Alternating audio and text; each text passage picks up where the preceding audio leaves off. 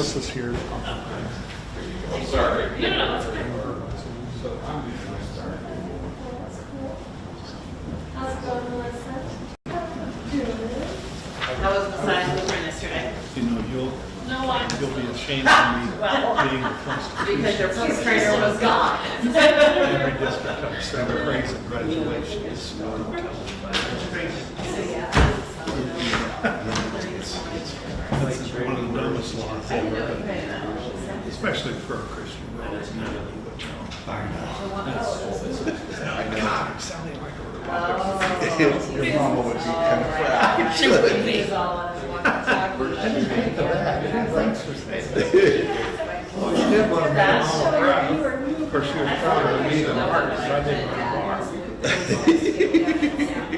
She was a wonderful woman. I will tell you what. She was a keeper. I would go and have that coffee. And it was just glorious. That was just most. It's also something. Yeah, it was just like.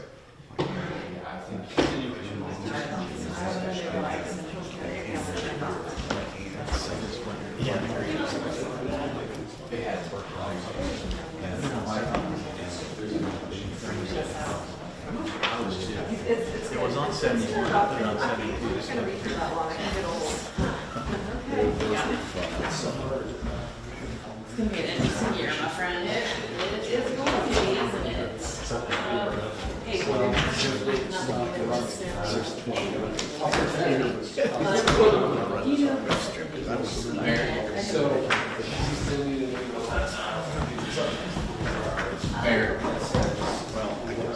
I had a good flight after, so I was very happy. We'll let you in. We'll call this meeting to order and ask that you please stand for the Pledge of Allegiance. I pledge allegiance to the flag of the United States of America and to the republic for which it stands, one nation, under God, indivisible, with liberty and justice for all. Thank you very much. Please be seated and welcome to the City Council meeting of Lindsborg, Kansas, August 3rd, 2026. We will now turn our attention to item number 3, public input. I will stop right there. I need to have a little line item there because Pastor Melissa is with us this evening, and we really appreciate that. Come on up, and she's going to do an opening. Greetings. Thank you for having me. This is sort of the assigned tackle pastoral rotation, but it comes at a good time for the college as we're welcoming back students already this week. And so I wanted to share with you tonight the Bethany blessing that I've written for the year. You can take one and pass.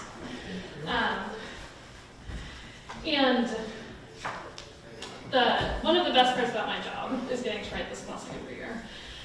Really a prayer for our community on campus, but I hope also a prayer for us as a community of Lindsborg. So I won't say too much more, but I do offer this blessing for all of us this evening. So, God our source, bless our faith with curiosity and compassion, that we may love and be loved. God our center, bless our learning with openness and wonder, that we may be renewed. God the Spirit, bless our service with generosity and hospitality, that we may be transformed. Amen. Thank you, Pastor Yes. Melissa. It's great to see you, and I appreciate you mentioning the returning Bethany students, and I promise you that that's in my mayor's report, and it was already there. She didn't give me that yet. Thank you very much. Yes, there you go. Yeah, there. May I say something? This would be neat as a magnet. I've actually made stickers. What? Stickers. Well, good for okay. Yes, Good for students you. are really into stickers, so you'll see this design around. And if you need a sticker, find me later. Thank you. So, Thank you. Thank you. I don't believe we have anybody else for public input this evening, David. Okay, thank you. Item 4, amendments to the agenda. I don't believe we have any amendments. No, Mayor. We'll turn our attention to item 5, Mayor's report. And you now know 50% of what I was going to say. I just wanted to point out, we had a wonderful classic car show last Saturday at Swenson Park, and hope that you got over there. It was really, I think they're the largest amount of cars we've ever had, and it was packed in there, but they were packed well, so it looked really nice. 200? Almost 200, and we've never had that many before.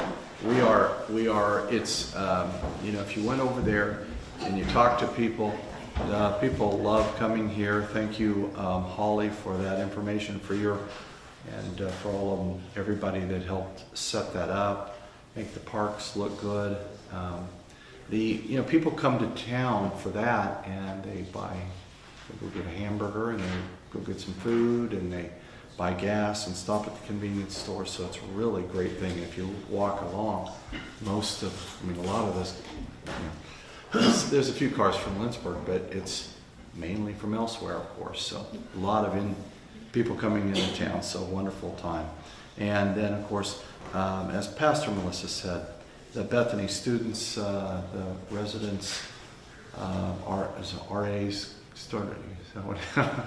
RAs came to town a few days ago, and the students are now showing up and moving in. So if you run into, see students, greet them, wish them a hello from the city, and we wish them the best for the semester, and we love having them part of the community. So they'll be here any day. Now turn our attention to item 6, which is the consent agenda, and there are several items. There are 6 items, or 5 items. 5 items on the consent agenda this evening. These items are routine and acted by one motion. There'll be no separate discussion unless a council member so requests. That includes item A, the approval of minutes, regular meeting July 20th, 2026. Item B, payroll ordinance number 5602. Item C, purchase order ordinance number 5603. Item D, flock safety annual billing. Now, the reason that is on here is because it is over $5,000.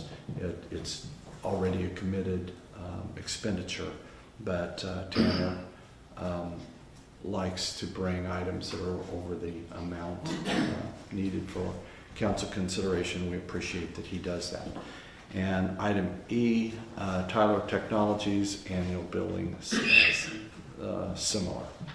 So with that, council, a motion would be in order to approve the consent agenda.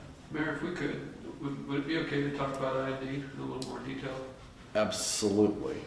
Absolutely. We can, I think maybe the appropriate thing would be to, would you want to just talk and then vote, or should I pull it off the? Either.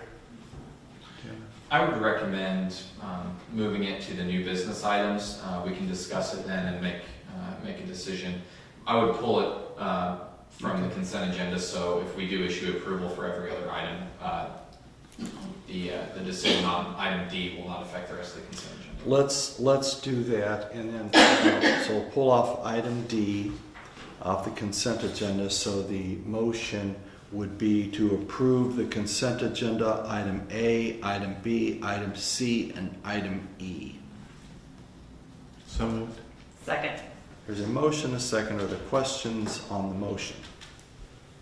Seeing no questions, David, we'll have you call roll, please.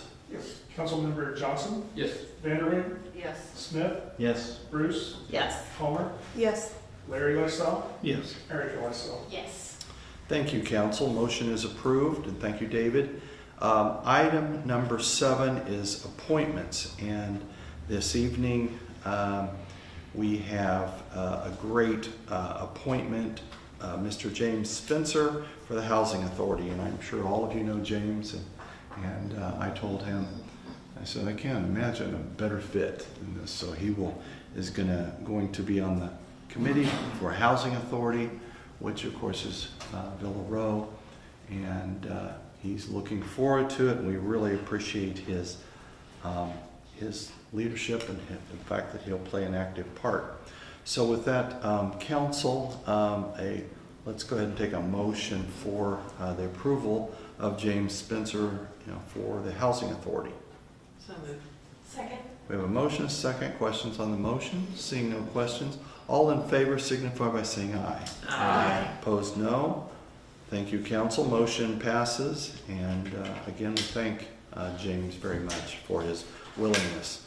Item number 8, committee staff reports. Do we have any? No.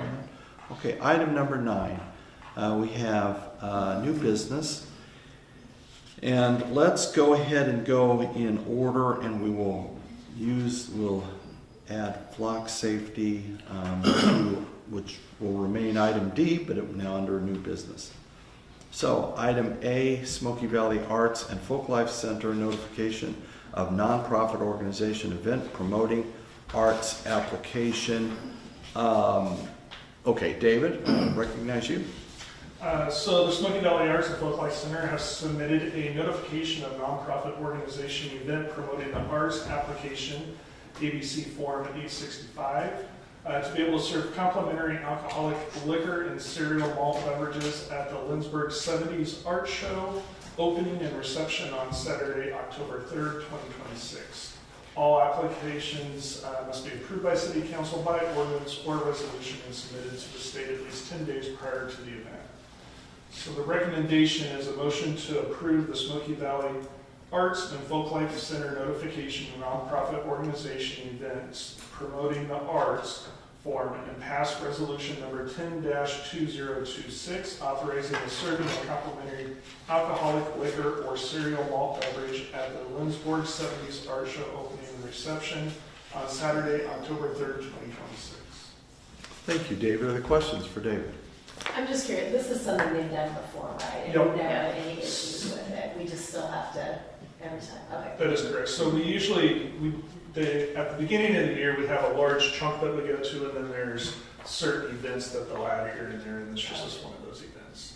But since we have never in the history of my time on council ever not approved one of those, is there some sort of thing that we could change to make that not require approval every time? What's that look like?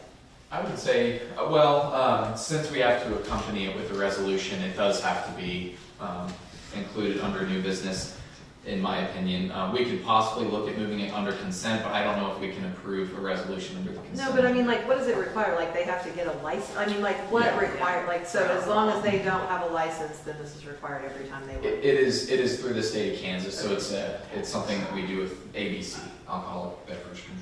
But I think they also sometimes do like multiple ones. Right, oh, yeah, So I mean, yeah. they'll be like 3 or 4, they might do Yeah. 6 or 7 months in a row that we just have to do it. No, they're really good at it. So- It's just, you know. I just didn't know if we could do a blanket thing to say they can be allowed up to 10 of those. Yeah. Or some, you know. I can certainly do some research on that and see, so. It's a mouthful, and normally Roxy reads the agenda items, and I feel bad for her, because it's so hard to spit it all out, so. It's also not taking a ton of our time. Yeah, That's true. it's not. It seems like that also could make their life easier if they know, okay, you know what, we've got 10 of these we can do a year or whatever. All That's of what those we things voted are on, true. a lot of alcohol. Yeah, a lot of those things are true. All of those things are true. It's not a huge deal, but it's also not. You think people not are super just valuable. drinking more these days? Not the young people, thank goodness. Okay, the recommendation is for a motion to approve the Smoky Valley Arts and Folklife Center notification of nonprofit organization event promoting the arts form and pass resolution number 10-2026, authorizing the serving of complimentary alcoholic liquor or cereal malt beverage at the Lindsborg 70s Art Show opening and reception on Saturday, October 3rd, 2026. Is there a motion? So moved. Second. We have a motion, a second. Are there questions on the motion? Tanner or David, do you, since this is an ordinance, do we have to do a roll call? I think with a resolution, a voice vote is usually acceptable. Yeah, but it doesn't hurt to do a roll call, just in case. Let's So do the roll let's- call just in case. Yeah. Okay, Thank you. David, if you could call roll, please. Councilmember Bruce, Yes. Palmer, Yes. Larry Lysell, Yes. Erica Lysell, Yes. Johnson, Yes. Vanderwood, Yes. Smith. Yes. Thank you. Motion passes. Thank you, council. Thank you, David. Turn our attention to item B, which is the Well 9 generator, and I'm going to recognize our Public Works Director, Denny Walker.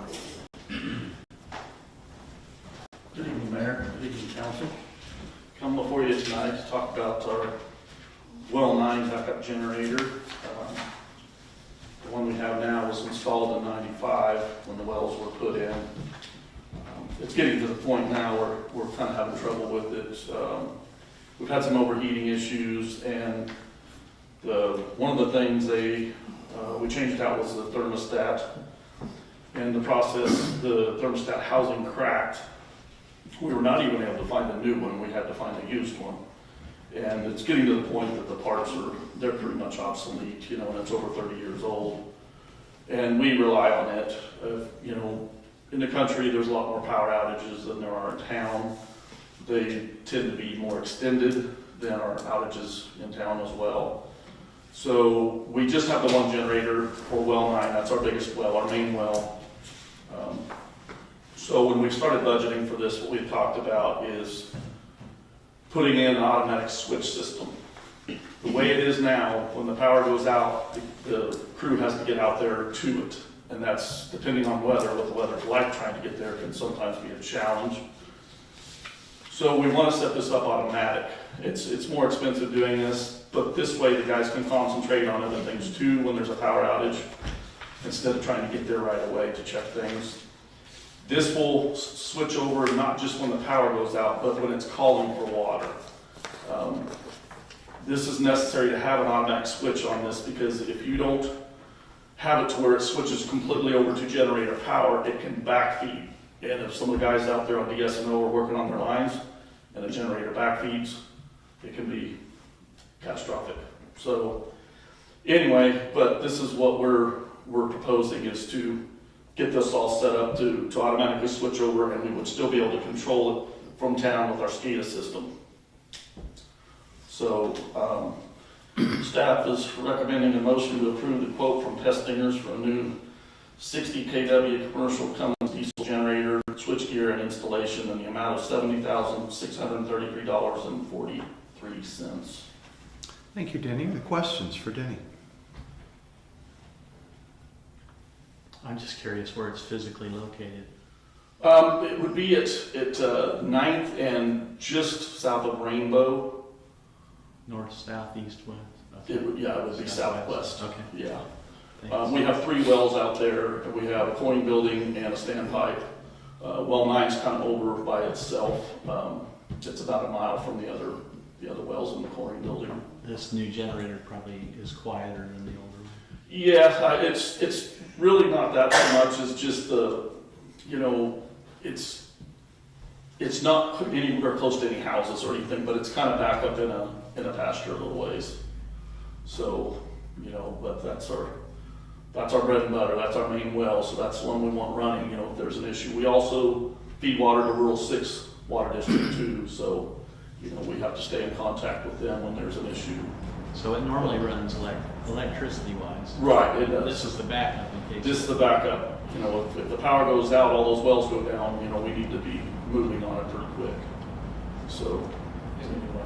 Denny, just so I understand, and for the rest of the council as well, currently, whenever we go out there, the chances there's a storm, either an ice storm or the windstorm that happened earlier this year, if we're trying to get out there in person, there might be issues with physically getting there. If there's snow, if there's trees down the road, so this would eliminate that concern. And another thing I just want to note is that Denny has been working really hard on finding ways to make our system more resilient to disasters, and so I have a lot of appreciation for the work that he's done, and hopefully we'll have some more items too in the coming months and even in the CIP to make sure that we are protected against disasters and can keep offering our services to Yeah, the water, wastewater guys have put a lot into this too. So, I want to make sure they're credited. So if I understand you correctly, the back feed would be if DSNO is expecting the power to be out, we turn the generator on, it's providing power. If it doesn't switch over, if it doesn't switch away from DSNO feed just to generator, it can actually backfeed into their system. They might be working somewhere down the line. And it backfeeds. And that can happen in town. Even, a small generator, if you don't have it switched over, it can actually backfeed. Yeah. So, and there's a lot of people seriously hurt from that. This new generator will prevent that. It's an automatic switch, it's automatic switch. It's kind of like what we have out at the wastewater treatment plant. So it's automatic. It's on the way. Yeah. Thank you. So it's a good setup. Back of what Tanner said, and this may be comparing apples to apples, and I know that, but I look at all the problems that Saline has had since the windstorms this spring, and we haven't had any of those, so thank you for all your work. Also, this I didn't mention, this does come with a 2-year full warranty. And after the 2 years, we can extend that warranty. It's $3,400 and it would add 8 more years onto it. So we would get a total of 10 years, just warranted, full warranty basically. Is it new generator? New generator. It's kind of custom for what we need. That's why I don't have any information on this. It's kind of a custom. You don't have what manufacturer? The Cummins. Cummins? Yes.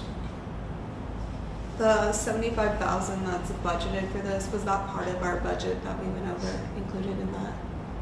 Or- This was, last year's budget, so Okay. the 2026 budget. Okay, so we're coming in under budget. Okay, further questions? Thank you, Danny. Thank you.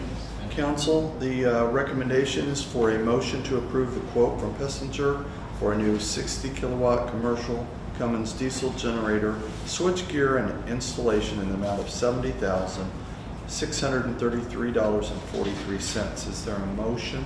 So moved. Second. There's a motion, a second. Are there questions on the motion? Seeing no questions, we'll ask David to please call roll. Councilmember Bruce, Yes. Palmer, Yes. Smith, Yes. Larry Lysell, Yes. Erica Lysell, Yes. Vanderboot, Yes. Johnson. Yes. Motion passes. Thank you, council. Thank you, David. Turn your attention to item C, which is discussion of future agenda items, and we'll recognize our city administrator, Tanner Faust. Yes, thank you, Mayor. Just wanted to take some time tonight to go over some of the future agenda items that we are going to be seeing. Obviously, the budget is the first thing that comes to mind, so you'll recall you received a handout towards the beginning of the budget process, so we really only have 3 dates remaining on that. August 17th is budget public input in front of the city council. We had done that, I believe, was it a year ago or 2 years ago, as kind of a mistake where we had another day for public input and we've decided to keep it. And I think it's good to just give the public a chance to come and speak. I also would like to share, since we didn't have as lengthy of a budget discussion, might take some time on the 17th just to provide a high-level overview of where we're at with things. August 20th is when we would have to publish the R&R/budget hearing date. And then as a reminder, this year we do not have to bring an R&R hearing before the council and open it up to the public because we are not exceeding the revenue neutral rate. So that is good news. And then on September 8th, we have public input, no R&R hearing, and then the budget meeting, which is where we will provide you guys with another overview of the budget, and then give you guys a chance to ask any questions before final approval on that date.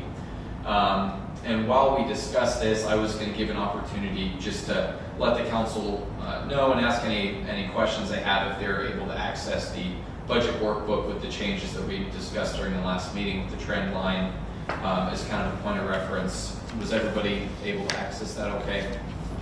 Perfect. Okay, good deal. And I'm hoping on the 17th we'll have a chance to answer some more questions on the budget. And then as far as actual agenda items go, we have the CDBG commercial rehab public hearing for the grant submission on the 17th. So that is good news that the folks that we communicated with earlier this year are going to move forward. So we will welcome them back again before their application.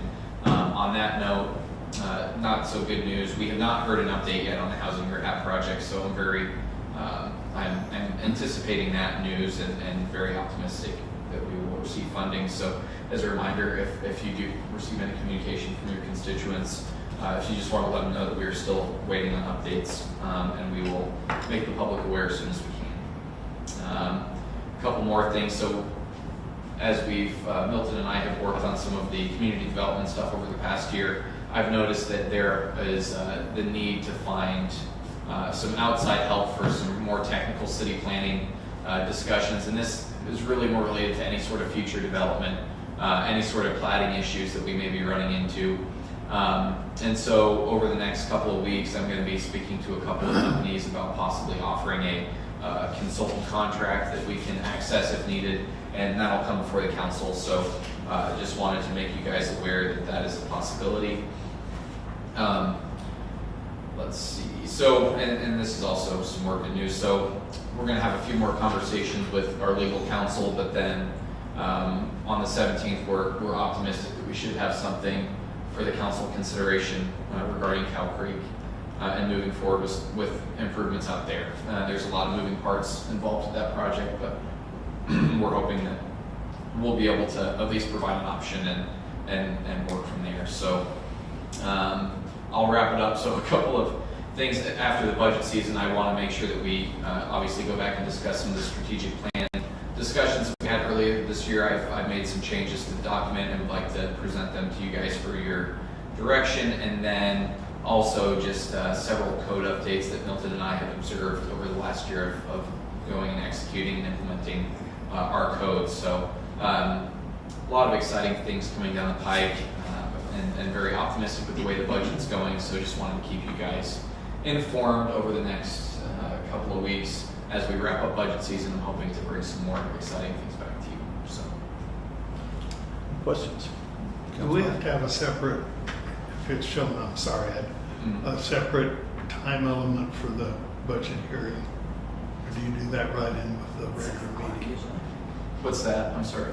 Or do you do it right with the regular meeting at a certain time? We do it during, I think it's deviated in the past, but we normally do it during the normal meeting. Okay. Just a regular council meeting, at least for the council approval of the budget. In the past, there's been study sessions where we've gone into more detail like we had earlier this year. Well, and the hearing Hearing is at sometimes, 6, the yeah. hearing will open and close separately. Yeah. If there was one. But you do it during, we usually, schools usually do them in advance, 15 or 30 minutes. That's what we do. Yeah, I think- So I just was curious. Yeah, no, it is. Thank you. Yeah. And I have something else on the agenda items. I know, I think the county is talking about data centers.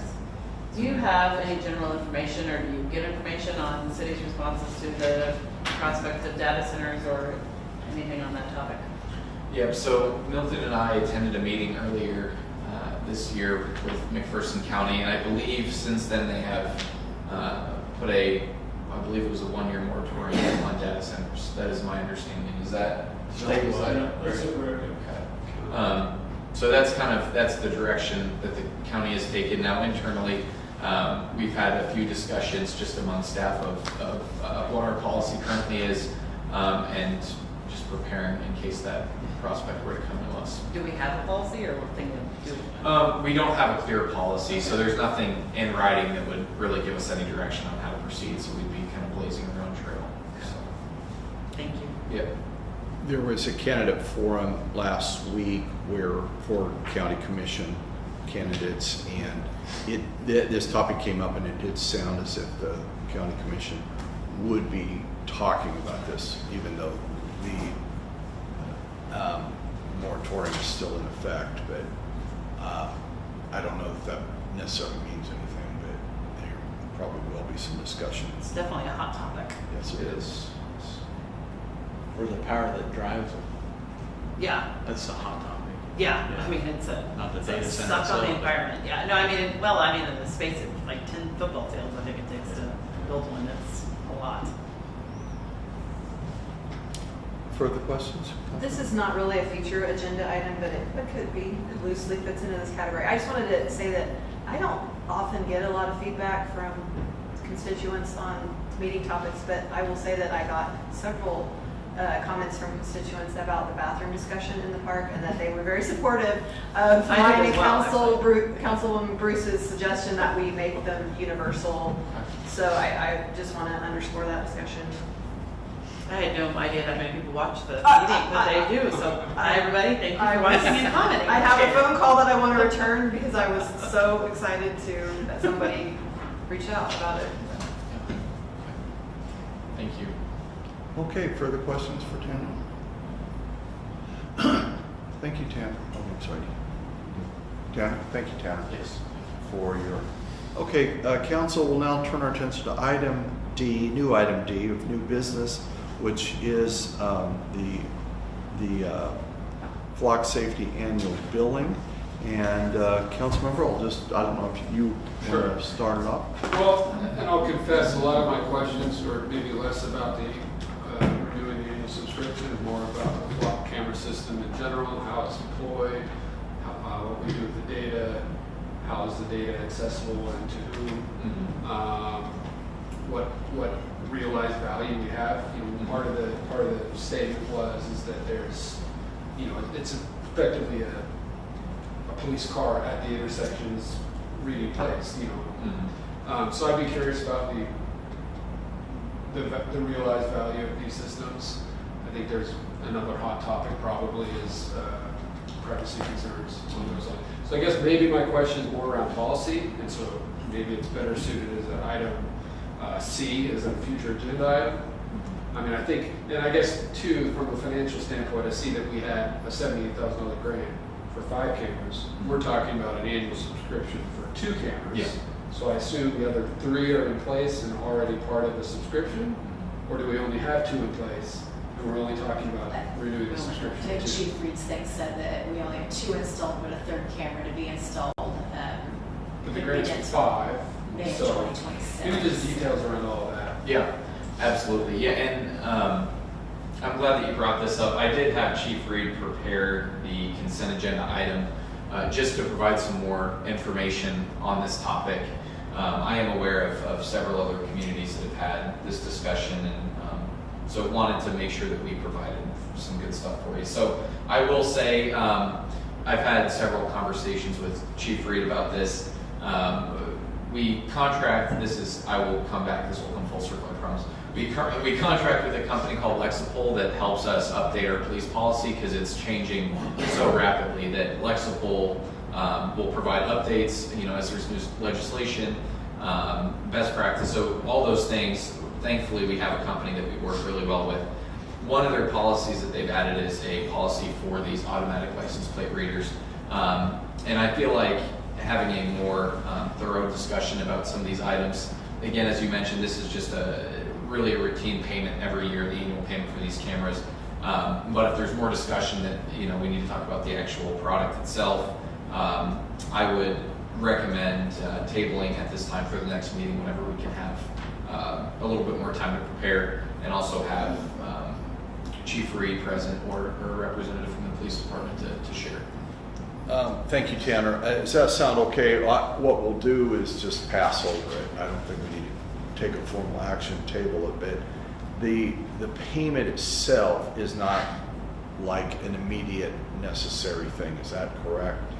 I spoke to Chief Reed. We have the ability to table it to the next meeting, okay, and discuss it then. If you know, it's up to you, but that would be my recommendation. This is, in case you haven't been, you know, seeing the news, it's a very widely talked about subject, and I think it would probably be good to read. It's not quite data centers yet, but close. So, did you have a question? Yeah, I have. Can I ask for just clarification on I didn't understand the timeline on that grant. So the grant was $78,000, and it said we were awarded it, but then it said the application was submitted to the Department of Justice on July 23rd with an anticipated notification of October 1st. But then costs could be reimbursed from January 23rd, 2026. So I was confused on some of that timeline. Yep.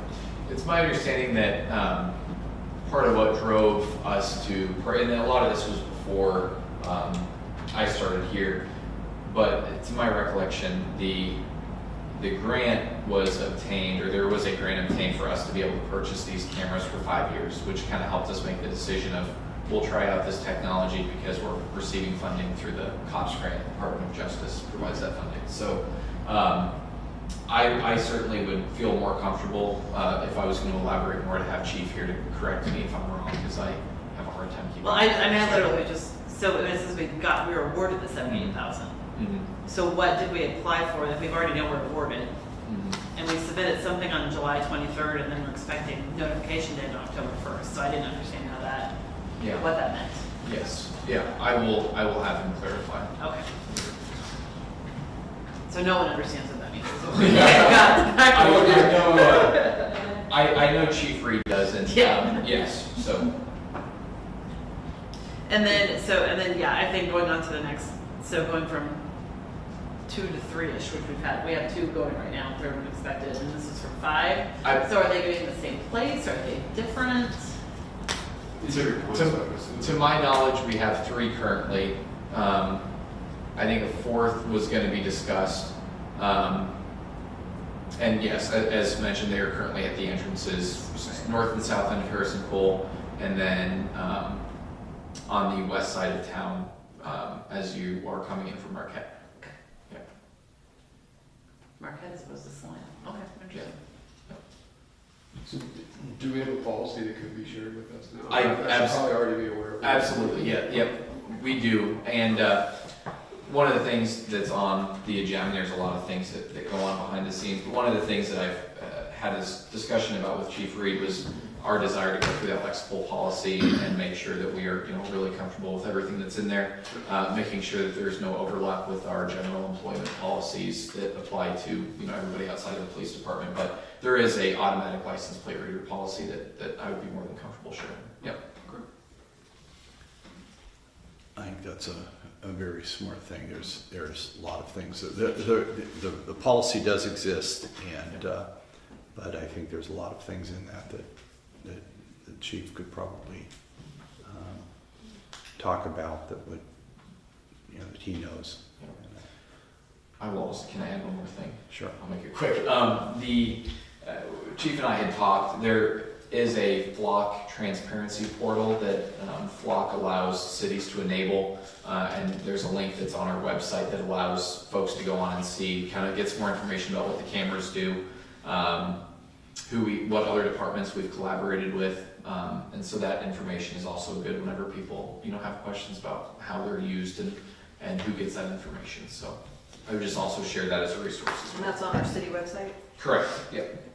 And I will send out an email, and I will include both policy and that Flock transparency portal. Okay. Thank you, council member, for bringing that up, and thank you, Tanner, for your suggestion. We'll just pass over that. I'll look at item number 10, executive session. I don't believe we have a need for an executive session this evening. Item 11 is seeing no other business to come before us. A motion to adjourn is in order. So moved. Second. All in favor, signify by saying aye. Aye. Opposed, no. We are adjourned. Thank you, council.